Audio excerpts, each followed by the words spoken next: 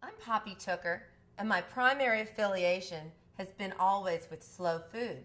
Slow Food's an international organization that's all about eating fresh, seasonal, local, preserving our indigenous foods, and most of all, the pleasures of the table.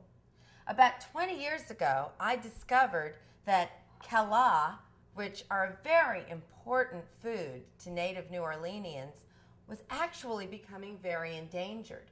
That was because this is a street food that was never sold from a stand at the French market like the beignets were.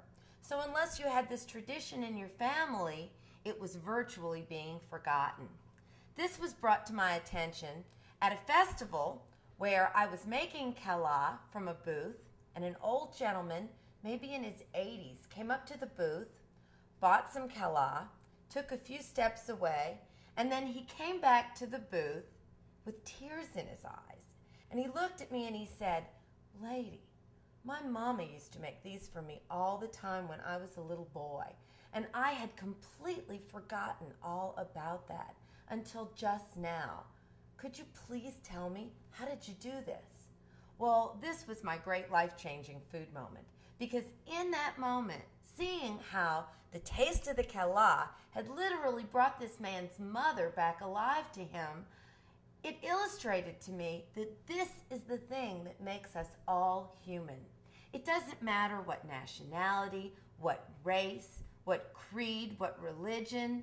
It doesn't matter. To eat makes us human.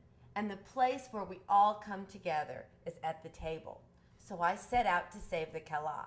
And ever since then, I've been teaching people how to make the kala and encouraging them to do what I hope you'll do now. When I was a little girl, my great-grandmother would never tell me to clean my plate in the way that Americans always do. Instead, she would say, "Poppy, eat it to save it." And so now, I hope you'll make the kala and help me save them by eating them.